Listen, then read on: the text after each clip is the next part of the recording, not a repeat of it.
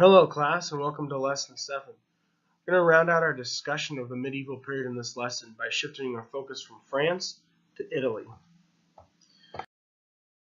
The first text we're looking at is certainly the most famous text from from medieval Italy, if not the most famous text in all of Italian literature, and that's Dante's Divine Comedy. Now, his Divine Comedy is divided into 3 parts: the Inferno, Purgatorio, and the Paradiso, which could be translated as hell, purgatory, and heaven, because those are the 3 parts of the afterlife that, for Catholics, make up the afterlife. The Inferno, because of its dark and interesting imagery, has become the most popular of those 3 and most studied, most well-read of those 3. It's also the most complicated, the most interesting, because of how it depicts sin and hell and the different kind of commentaries Dante makes on different types of sin, whereas the other ones are more kind of straightforward, what you might expect, positive representations of purgatory and heaven. So for those reasons, for the sake of time, we're only studying the Inferno, which itself is very lengthy, so we're also only studying certain parts of the Inferno. The only recall question I have for you is about chivalry, and that's because courtly love is a major part of the Middle Ages, and courtly love grew out of chivalry, and the one example we'll see of courtly love from the quarter appears in Dante's Inferno. So if you remember, chivalry being when an individual would pledge themselves to a noble or a king, and by following the code of chivalry bring honor and glory to that noble or king, and subsequently glory to God, bringing themselves closer to God through this. That's what chivalry was, and it played a prominent role in Song of Roland, with Roland and Oliver remaining chivalrous to King Charlemagne, while Ganelon betrayed King Charlemagne, and that dichotomy was used to promote chivalry, and through chivalry recruit soldiers for the Crusades, specifically knights. So later in the medieval period, something called courtly love grew out of chivalry. It's very similar to chivalry, but somewhat different. This is where someone, usually a knight, but it could be almost anyone, would pledge themselves, rather than to a king or a noble, to an unattainable lady, a virtuous lady. I apologize for my voice. I'm struggling with a little bit of a cold as I record this lesson. They would pledge themselves to a virtuous lady. So this lady was idealized. She was seen as innocent, pure, virtuous, but at the same time unattainable. She was maybe married to someone else, or for some other reason she'd be unattainable. And the knight or the individual pledging themselves by devoting themselves to this unattainable person, but staying devoted to them despite the unattainability, that devotion was considered highly spiritual. So just like with chivalry, this devotion to an unattainable lady would get them closer to God. If some of you in the class are Christians, as you may well be, since we have a nice diverse population here at Eastern in the student body, this probably seems like a really strange concept, or a really strange way to be closer to God. But because of the tradition of chivalry, it easily grew out of that. And so Dante has a courtly love type relationship with Beatrice in the Inferno and all throughout the Divine Comedy. And also in the most famous scene from the Inferno, where he meets the lovers, Paolo and Francesca, they also have a courtly love type relationship. So that's why we reviewed chivalry. Courtly love, in addition to chivalry, is probably the second most well-known concept or idea to grow out of the Middle Ages, and we should look at an example of it before we move on to the Renaissance with the next lesson. And we have a prime example in Dante's Inferno, although because it's Dante's Inferno, it also offers a lot of other things for us.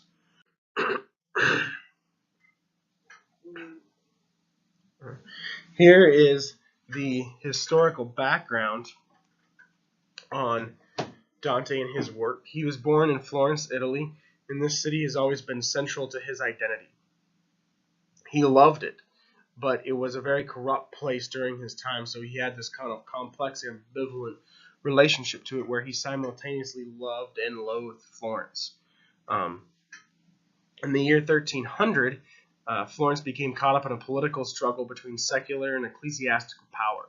So basically, church versus state government. Dante did not believe that the church should be completely uninvolved in the government, but that its power should be much more limited. He felt at the time the church had too much power, was controlling too much in the country. This had led to the corruption, and so there should be more state government than there was at the time. It was almost all church government. And so there should be more of a balance between the two. And so he really came down hard on the church, and he critiqued them overtly in a text called the Monarchica, which was banned for a long time until 1881, so over 500 years, well after his death, because of his controversial opposition to the church. And he, in a less overt way, also critiques the Church of the Inferno, which we'll talk about more. These religious disputes between church and state government, Florence took a leading role in them, and the groups were vying for power here were divided into the Guelphs, who supported the Pope, and the Ghibellines, who supported the Holy Roman Emperor. So the emperor, I mean, he's a Holy Roman Emperor because it's a Christian Catholic entity, but that represents the state government, and the Pope here represents the religious government. The Guelphs, Dante actually belonged to the Guelphs, even though he was more for limiting the church's power, because the Guelphs themselves were divided between the Black Guelphs, who supported Pope Boniface VIII, and the White Guelphs, who opposed his despotism. So he didn't want to completely cut off. Dante didn't want to completely cut off the church's power. He just wanted to be more limited than it was, and so that's why he would be a Guelph, but because he did want it to limit it, he'd be a White Guelph. And Pope Boniface VIII was really a corrupt figure. That word despot is similar to tyrant or dictator, and so that's actually the word the textbook uses to describe Boniface. And so Dante and the others like him were really opposed to Boniface, and that's where they fit into this whole struggle. But Dante became politically active at the same time. The Guelphs as a whole became dominant in Florence. But shortly after that, in 1300, the Black Guelphs won out. And so the White Guelphs were in a rough position, and Dante was permanently exiled. And the Black Guelphs seized control of the city, seized control of Florence, and he was never allowed to return to Florence. So he spent most of the rest of his life working on the Divine Comedy, in part in response to his exile and the political situation. And this had such a lasting impact, this controversy, that his exile was not lifted until 2008, just 9 years ago, over half a millennia after his death. And even then, by a vote of 19-5, it wasn't even unanimous. So this was a major struggle that informed all of Dante's work.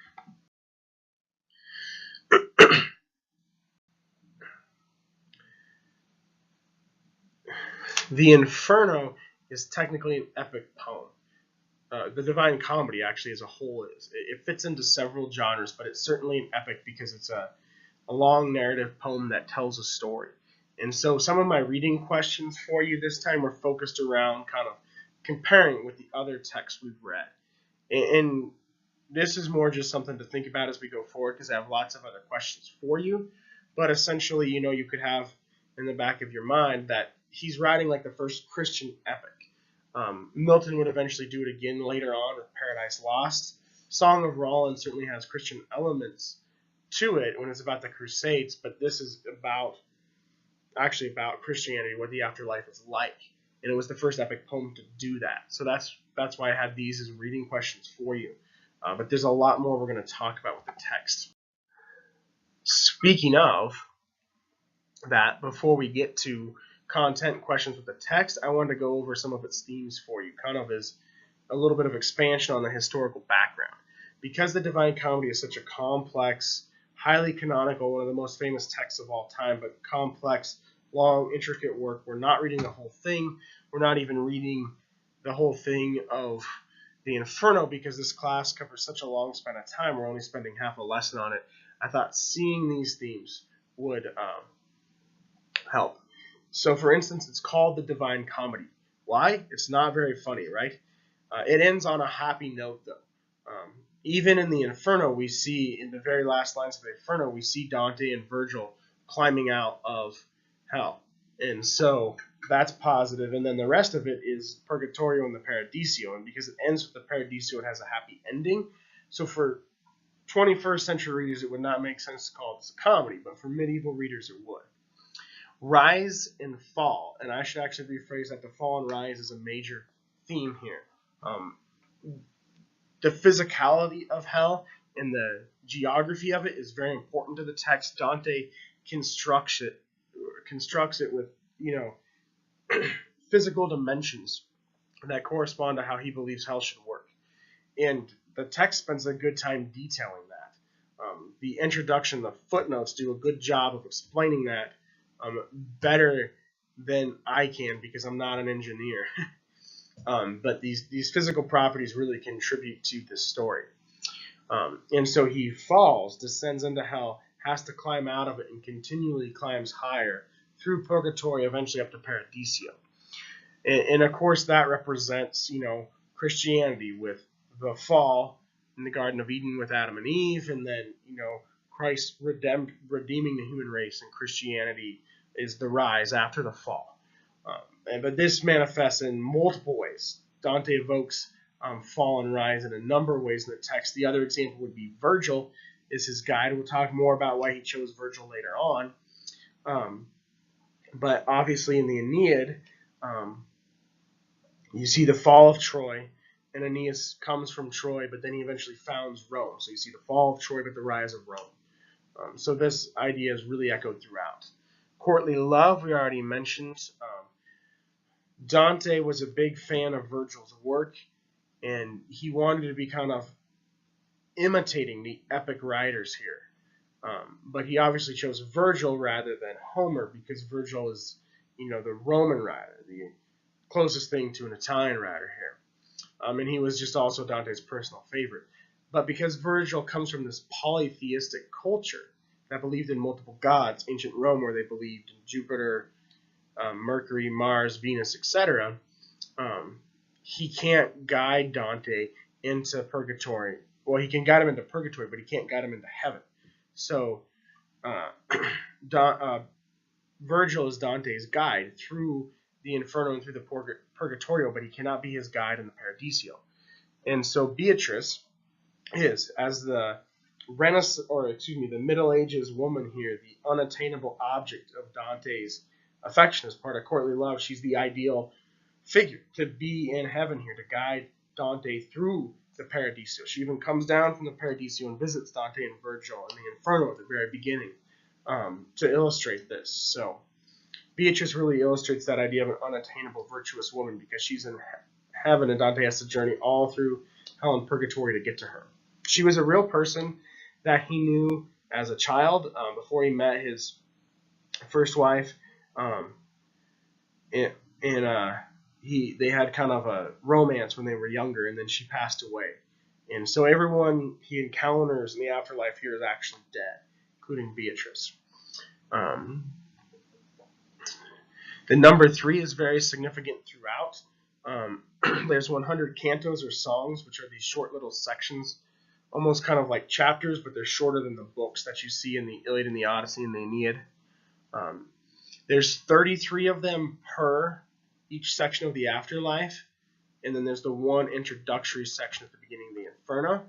And then in addition to that representation of the number 3, each section has 9 circles of hell, 9 circles of purgatory, and then 9 spheres or 9 planets in paradise or heaven. And you see the 3 beasts as yet another example at the beginning of the Inferno. So the number 3 is echoed all throughout.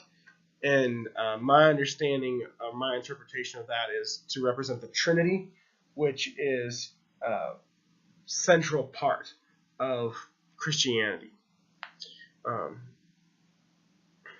The rhyme scheme here also represents that. That's the last point here. Terza rima is a rhyme structure where if we were reading this in Italian, which we're not, if translated into English, you would see the terza rima, which is a rhyme structure of poetry that Dante actually invented specifically for the Divine Comedy. That's how much of a genius he was.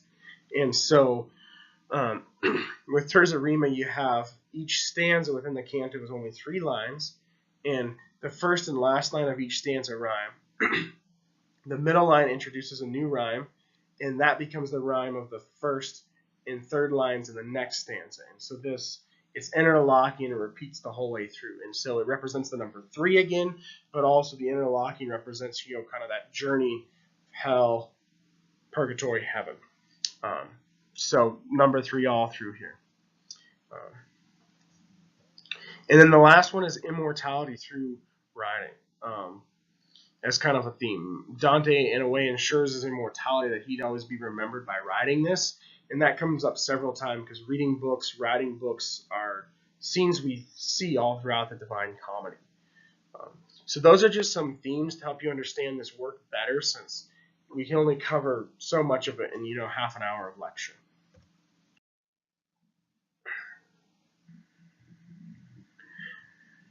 Taking a look at the text itself of the Inferno, these are some of the most central questions I would ask you.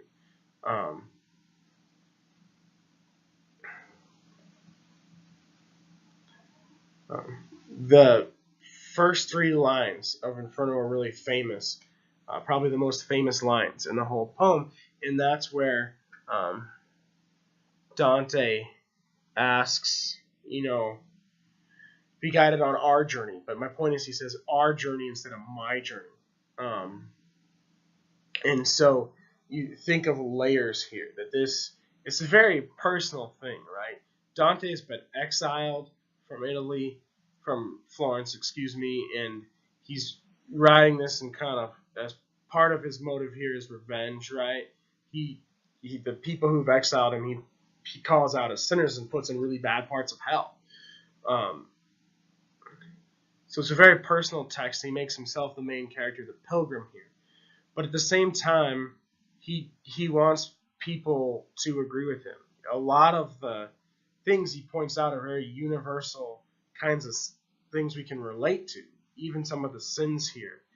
We'll talk more about those as we get deeper in the text. So the idea is that Virgil is his guide, but that Dante himself is our guide, and that the reader is going along with him. So the journey is both personal and universal at the same time, and that's why he uses the pronoun our instead of the singular my in those opening lines. We already talked about Beatrice, but when she appears in the second canto, she inspires Dante and Virgil to go on their journey. She actually comes down from heaven into hell when Dante is discouraged. He doesn't feel like he can go on. Virgil says, hey, I didn't think I could go on either, but this is what happened. Beatrice came down, talked to me, and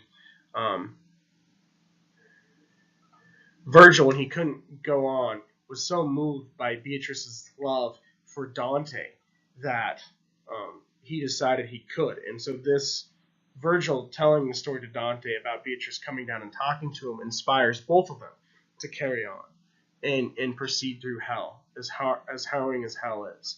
And so that's an important aspect of the courtly love thing. It was usually reciprocal, not reciprocated, but they both did love each other. They never actually got together, the man and the woman in courtly love, because it was unattainable. But there usually were feelings on both sides, although the man was usually the one pledging himself and doing things in her name and her honor. And so this Beatrice's love here for Dante, wanting him to get to heaven, inspires Virgil, and then Virgil telling that story to Dante encourages Dante and inspires him to carry on. And subsequently, as the reader, especially a medieval reader at the time who would understand courtly love, it's meant to inspire us too as the reader. Relating this back to the first question, that we're going on the journey with Dante. So with these 2 points in mind, I would encourage you to think about what from this text can you relate to. Obviously, the corruption in the church at the time, that's highly specific.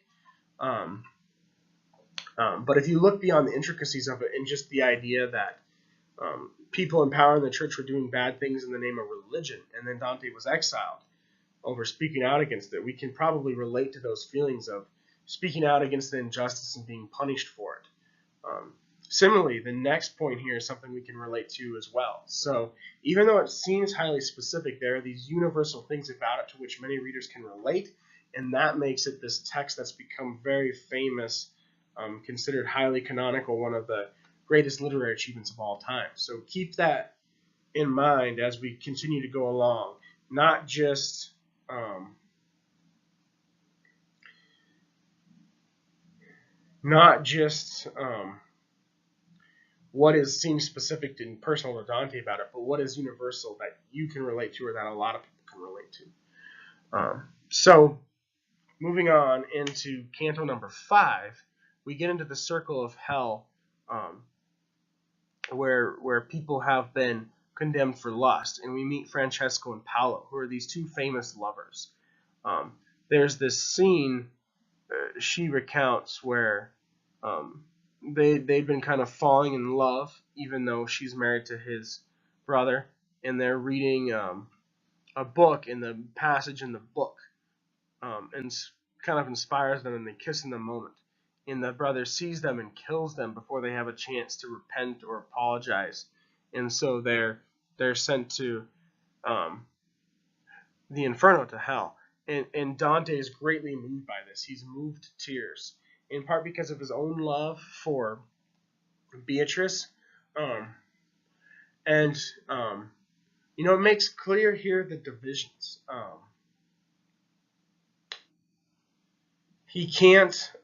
They can't just be in heaven or be in purgatory because they don't really regret this. They're still, in love outside of wedlock. But because they do love each other, Dante has all of the sympathy for them. So early on in the poem, like higher up he is in hell, because remember he's descending down and then he has to go back back up. The higher up he is before he gets into the real depths of hell, there's more pity, more sympathy for the sinners. And again, this is another kind of universal thing we can relate to. We might disagree with Francesco and Paolo what they did, say it was wrong, and can see kind of why they're in hell, but at the same time feel that sympathy for them that Dante does in this love story. And this love story has made this the most famous scene from the Inferno, and then again, because it's this kind of unattainable love, it's an example of courtly love. But things start to change as we move on from Canto 5 and he gets deeper and deeper into hell. The sins become greater, and Dante has less and less pity. When he gets down to Canto 19, which I also assigned as part of the reading, you see the popes who have been punished, and they reference popes that are still alive, like Boniface VIII. They reference the ones who are still alive, the ones who are already dead. Some of them are being punished for the same crime of selling indulgences. If you're familiar with Martin Luther and the Protestant Reformation, which we're going to talk about more in the next lesson when we get to the Renaissance, a lot of the things Martin Luther complained about when he nailed his 95 Theses to the door, Dante was complaining about those things too, and it got him exiled. So in Canto 19, say compared to Canto 5, he has much less sympathy for the sinners here, as these past popes' feet are sticking out of the ground, pushing down the popes, after them, who are also corrupt. And then when Boniface VIII does die, he'll come down and push down the previous one that Dante's talking to here. So it's a pretty rough punishment, and Dante has absolutely no pity for these individuals. It's a huge difference between the love you see in Canto 5 and the corruption you see in Canto 19. So in many Christian denominations, all sins are considered equal in God's eyes. And certain individual Christians might have a perspective that lust is just as bad as corruption or something, or worse. But in Dante's mind, it's not nearly as bad as corruption. That comes back to the medieval values of the time. Betrayal, like in Song of Roland, 1001 Nights, is the worst kind of sin, and lust isn't that bad because it they don't see it as lust, really. They see it as part of courtly love, even though courtly love really was just lust. They see it as a spiritual thing at the time. So this hierarchy of sins is very different from what you or I might imagine as a hierarchy of sins, hypothetically. And it certainly goes against a lot of other Christian denominations that see all sin, consider all sins as equal in God's eyes. Not human eyes, but God's eyes. So very interesting how he constructs hell here. And then, as I mentioned, he's geographically going down. So, after those early cantos, he gets further into hell. The sins get worse. He has less pity for the sinners. He eventually gets all the way to the bottom, sees the devil in this frozen lake, which is interesting. It's frozen rather than fiery. So, again, it's kind of different than you would expect. He has to actually swing under the devil. This is the physical properties I'm talking about, and go back up and out. So you have that theme of fall and rise. He has to go all the way to the bottom where the devil is, swing under the devil, and then fly up out of hell, climb up out of hell to get to purgatory. And so it does end with this optimistic note of he and Virgil seeing the stars as they swing past the devil and start their ascent out of hell into purgatory. It does end on this optimistic note. But before that, we see all of this, sin and corruption and dark imagery that's made this part of the poem, one of the many things that's made this part of the whole poem famous. Here I have the passages for you to look at. Again, that opening phrase, midway along the journey of our life, because we're journeying with him, we can see these universal things. The second one here is that passage where Beatrice speaks to Virgil and inspires him to carry on in his journey. Number 3 here is from Canto 5, and that's where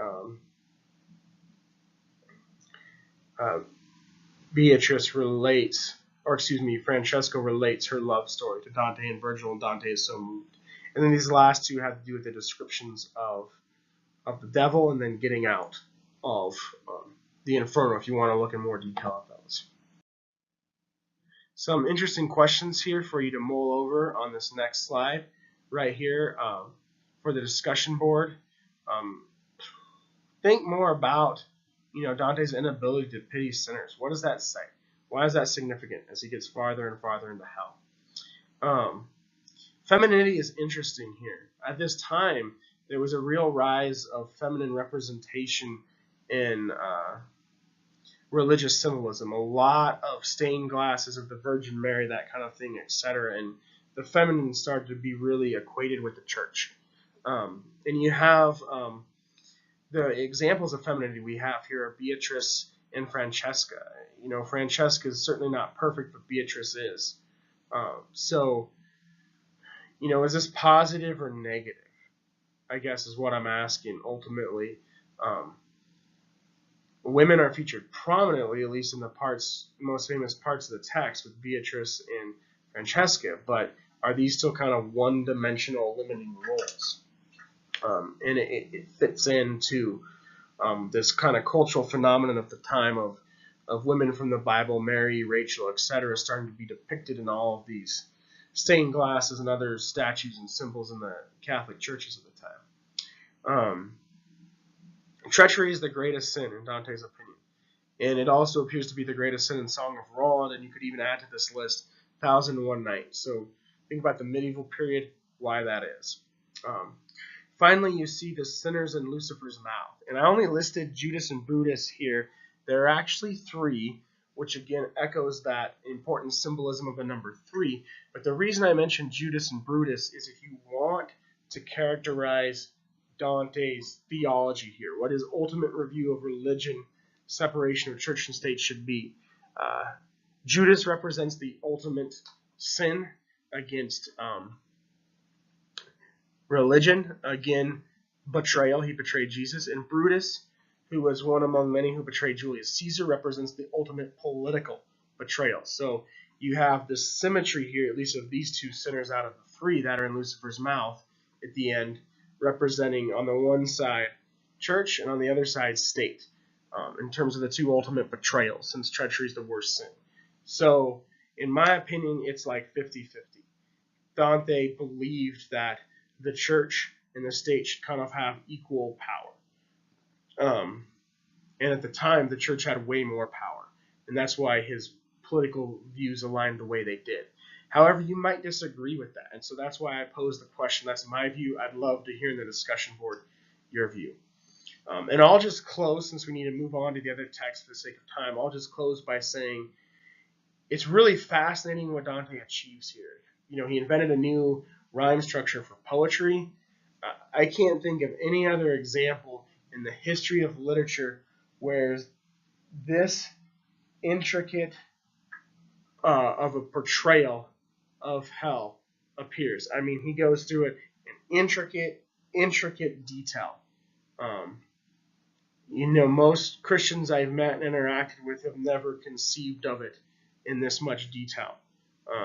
So it is very unique to him. Don't assume this is what all Christians think of the afterlife, but the poetic vision of it is really unparalleled in literary history. I've thought of before, I've never done it, of asking students to do an extra credit assignment where they kind of come up with their own version of hell, like Dante did. So food for thought there, but certainly helps illustrate why he, has the literary reputation that he does, in case you were wondering.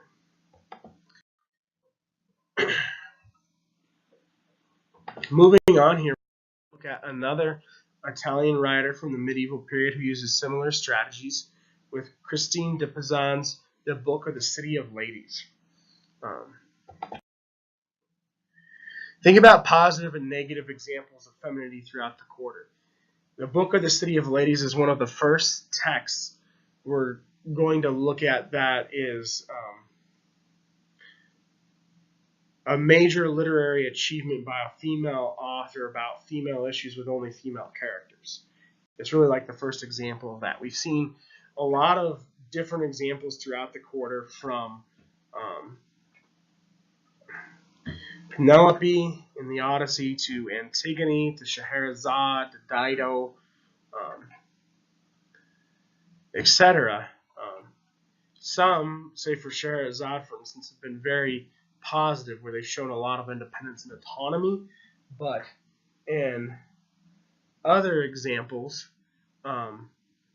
even ones that seem positive, their roles have been very limited.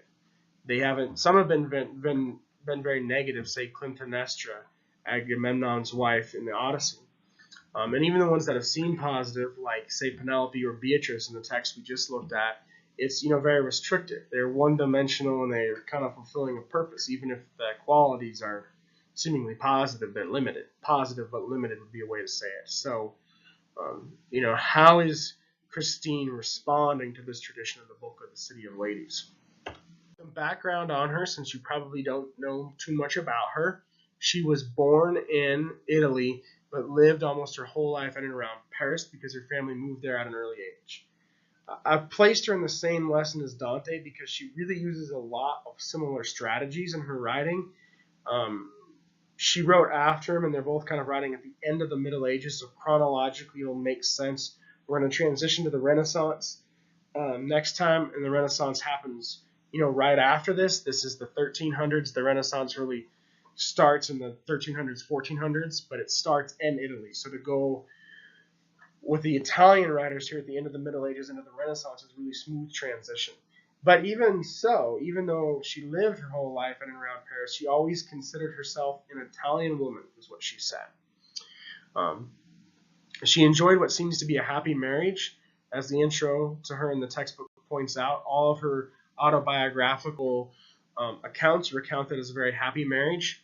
And a lot of times marriages were matched as part of, arranged at this time as part of the royal court, because her family was part of the royal court, and so she was able to stay in the royal court then when she was married, and because it was this kind of arranged marriage thing like I described at the time, she was married when she was 15, and it sounds like from her autobiographical accounts that her and her husband had a very happy 10 years together, but then he died at a young age, and so she was widowed at 25, and she had 3 children, a niece, and her widowed mother to support.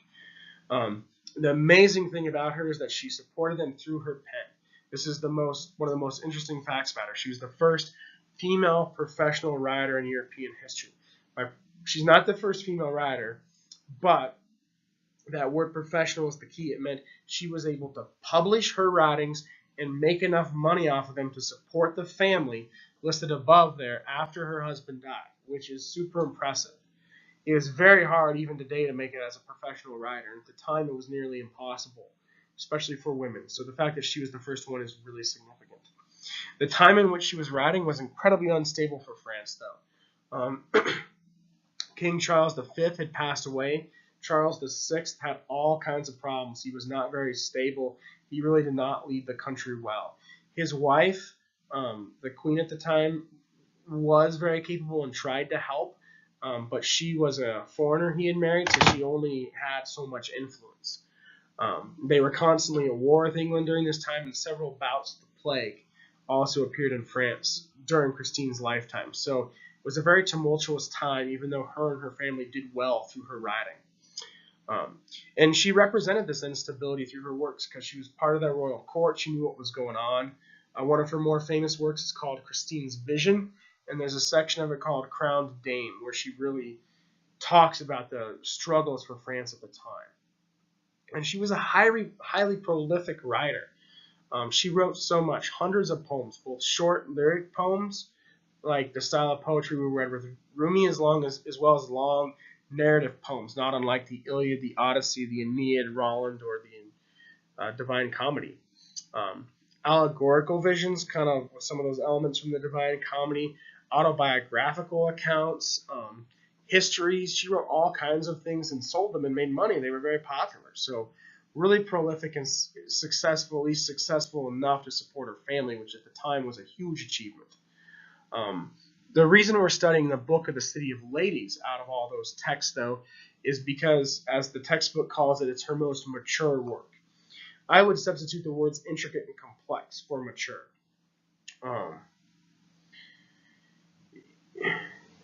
She builds this city with these intricate details, not unlike how Dante builds hell, and she uses it to basically revise literary history, reinterpret all these literary works from the past and give kind of a more feminist type spin on them. That's a pretty impressive achievement. That's very intricate, complex, or mature is the word the textbook uses. So that's why we're not looking at Christine's Vision or one of her other works. That's why we're looking at this work, why it's the one chosen by Norton for the textbook. Because of these achievements I've noted here, she's highly influential, and the textbook uses the word foremother, which is, I think, a good word to describe her. Nowadays, you have tons of prominent women writers because the times have changed for the positive in many ways. At the time, you didn't. So she helped lay the foundations for women writers to have space to write, and she's a foremother in that sense, which is very cool. Looking at the reading questions here, I kind of already mentioned this, but the Book of the City of Ladies opens with this premise that women have not been portrayed, represented well in literature up to this point. And she set out on this mission to correct that. So I asked you to consider, how does she do this? And we'll see some examples as we look at the text. One way in which she does this is she uses allegory, which is a literary device where the author draws a one-to-one correlation between two dissimilar things and maintains that throughout the text. So the properties of there's a thing the author wants to convey, and then the thing that they use to convey it, and the properties of the thing they use, the dissimilar thing, those physical properties are maintained the whole way through the text to make the comparison. That's what allegory is. The most common example is George Orwell's novel Animal Farm, if you've ever read that, where he depicts the fall of the Russian monarchy and the institution of communism, and then the problems that happen as Lenin and Trotsky are ousted when communism takes hold and Stalin takes place, and the Stalinist regime ends up being even worse as the original regime. He does that, but he tells it on a farm, and he uses all these different animals. Each animal represents a different person, idea, or group of people from that time in Russia. So that's an example of allegory. Christine uses it here in two ways. The three ladies that guide her through her work here as she builds the city are named Reason, Rectitude, and Justice. And so they represent ideas or values more so than actual people, which is allegorical. And then the city itself is allegorical. She's building a city, but the city is meant to represent, as I said, she goes through and retells these literary works. So she goes back and, she looks at Dido and Carthage. She looks at, most of the Greek and Roman gods and goddesses. She looks at Troy. She looks at all these things from mythology, many of which we've already talked about, and she says, let's look at this from the female perspective when it was originally written in the male perspective. So she does this all throughout the text, and that's allegorically represented by building a city. It's the book of the city of ladies, right? She constructs a city of ladies here, allegorically, and what that represents is rereading the literature from a feminine perspective. So this is one of many of her strategies, considering these two questions in conjunction, this mission of retelling literary history from a feminine perspective. That's how I would succinctly state her mission. Succinctly stated, her mission is to retell literary history from a feminine perspective. Think about how she does that, and then as just one example how she uses allegory to do that, but we're about to look at more examples of how she does that. Actual text here, looking at just the first couple of pages, we see some really interesting statements. These first two questions here are connected to quotes that you'll see on the next slide that really answer the first question from the reading questions. I start, though, kind of breaking it down and asking, how does she characterize the representation of women in literature? And what effect does this type of representation have on readers? So if you look at the bottom of page 1997, which is the first page, after the introduction, where we're actually in her literary text, she talks about how men have basically been very negative toward women. She says, I could scarcely find a moral work by an author which didn't devote some chapter or paragraph to attacking the female sex. So that's how they're described. And then the second part of the question, what effect does this representation have on readers? Here you can read it. She goes on to say, I had to accept their unfavorable opinion of women, since it was unlikely that so many learned men who seemed to be endowed with such great intelligence and insight into all things could have possibly have lied on so many different occasions. So women portrayed as negative is how they're represented. The effect is readers believe it. Christine is doing something here that happens a lot in philosophical writing. We didn't read the Greeks, Plato, Aristotle, but that kind of philosophical writing, uses a strategy where two characters will be talking and one character will be kind of playing dumb, where they'll say something like the opposite of what they mean, and then the wise person responds back, and the answer is given then. So this is a strategy, even though this isn't really philosophy, it's more storytelling and allegory. Christine is constantly asking questions of the three ladies, and then the answer they give, is what the reader should believe. So it is philosophical in that sense. And that's what's happening here, right? Christine doesn't really believe this, but she's showing what has happened to readers over centuries. If men have all the power because they're the ones writing and being published, and women aren't really getting a chance to write and be published, and everyone's just reading what men write, then people are going to believe what men write, and by the example she gives here, they're mostly writing negative things about women. So what she's saying is, after centuries of men holding all the power in terms of literature, people have come to believe these negative things about women, as she herself, when she inserts herself into the text, does here. But then if you move on and look at the next section here, just a page over, where she started to interact with the ladies, they respond to her, and they say, my advice to you, toward the bottom of the page, is to read those passages where they criticize women in this way, and to turn that to your advantage, no matter what the author's original intention was. They essentially say that sometimes an author may mean the opposite of what they say, and so they're saying, Christine, you can go back and reread these things, look at it from a different perspective, and cast the female sex in a more positive light. And so that ultimately becomes her mission. if we continue to move on and look more at the text, you'll see that that is her mission. And the third section here, in the fourth section, where she's commanded to build a city. And why a city? That's the question. Going back to, the second reading question, the allegory. If you look on page 2002, Reason here, the first of the three ladies she discusses with, gives her a response. And she references Troy and Thebes and a number of other cities we've encountered throughout the course, and how they were all built with the helps of gods. Apollo, Minerva, Neptune. So they're saying, we three ladies, who are these allegorical voices for you, are going to guide you in how to build this city. And great cities in the past have also been built with the help of gods. But then they go on and say Troy fell, Thebes fell. These physical human cities that were constructed have fallen, but this city won't fall. In part because it's allegorical, it's not a real city, and in part because it's built on the strength of ladies here. So to answer this third question, they're kind of carrying on in a great tradition, but then also building on that tradition, adding to it, saying this city will last. And then our textbook jumps ahead. These first three sections are kind of the introduction to Christine and her relationship with the three ladies who guide her. After that, our textbook jumps ahead to where they're actually dialoguing, and we start to see some stories. In section 14, they dialogue, and that leads us into section 15, where we start to see the actual stories, Troy, Dido, the Amazon women, etc.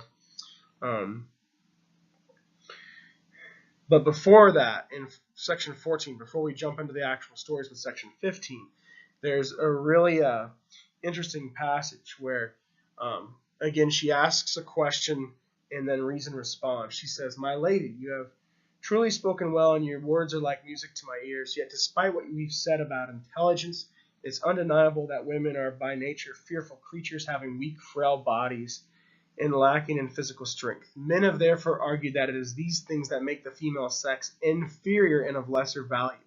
To their minds, if a person's body is defective in some way, this undermines and diminishes that person's moral qualities, and thus it follows that he or she is less worthy of praise."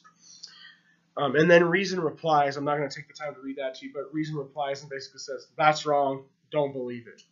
And so what Christine is saying here is that throughout literature, men have equated women with their bodies, and only their bodies, and said because their bodies are defective or inferior in some way to men's, they don't have any value. And the problem with that is that it equates a person's physical body to their worth, which, as I'm sure many of you know, is something that has unfortunately been a stereotype that in patriarchal Western societies plagued women for centuries. And so you can see it today. You can see it today. You turn on the TV, you turn on social media, the way women are portrayed in film, television, how they feel like they should often portray themselves on Instagram. This hasn't gone away. But, here, about 700 years ago, Christine is challenging this by, again, having this dialogue with Reason where she says, this is what men have said in literature, and then Reason says, no, they're wrong, on pages bottom of 2002 to the top of 2003. So really important point that, a person's physical body should not determine their worth as a person, but unfortunately, for a long time it has. So Christine challenges the fact that it has here. And then from this point, we move into the actual stories. So we need to move on to the discussion board questions so that this isn't the longest lecture of all time.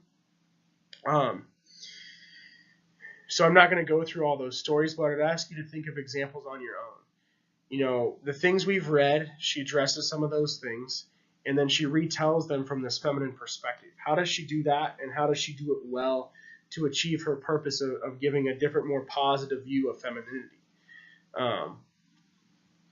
The Amazon example is a great example. If you've ever read DC Comics and you know about Wonder Woman and she's from this race of Amazon women, that's actually a part of Greek mythology that's not portrayed in the Iliad or the Odyssey, where the Amazons were this race of powerful warrior women that lived on this secluded island. And then obviously she gives kind of different versions of what happens in Troy, what happens in Carthage with Dido, She evokes certain goddesses like Minerva. She asks, has a woman ever been strong? And we see the Amazon. She asks, has a woman ever been clever or wise? And we see Minerva in those examples. So go through these examples on your own and just take a few minutes and think which ones are the most interesting, which ones most help Christine achieve her purpose of recapturing, retelling literary history. Reclaiming is the best word. Reclaiming literary history for women. Which of the stories that she retells does that the best? Try to think of that on your own. The slide here that's coming up has the passages I just mentioned, all 4 of them. So I tried to, with this text, do a little actual close reading during the lecture and go through the passages with you, but you should still look at them more on your own. And finally, we'll move to this here. Some interesting questions for you to think about. What is the relationship between literature and gender roles? Christine claims in part in those opening passages we looked at that literature has defined gender roles and defined them in a negative way, at least for women up to this point. So do you agree? Does literature have that power? Does she make a convincing case for that? And then she attempts to redo that work. Is she able to? Is she successful? Does she achieve her purpose? Think about those things for the first question. I think it'd be really interesting with the second question here to compare the book of the City of Ladies to Dante's Inferno. They both use allegorical strategies. They both create a physical environment. She builds a city. He describes hell in detail. They both use the number 3. So there are much more. I shouldn't have said that many, but outline their allegorical strategies. Which ones are similar? Which ones are different? Why do they use them? How are Christine's uses of allegory helpful for her? How are Dante's uses of allegory helpful for him? What are the similarities and differences between those uses? Think about religion here. Religion predominated at the time. There are a lot of spiritual elements to this text.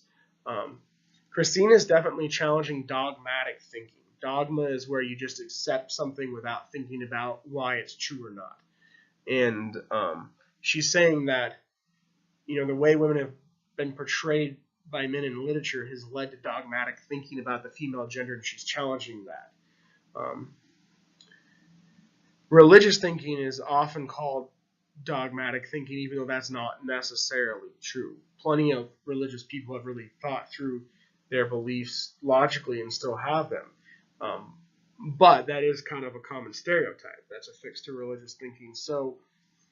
But nonetheless, she draws on religion and spirituality here. So in what ways does she do that? How does it help her?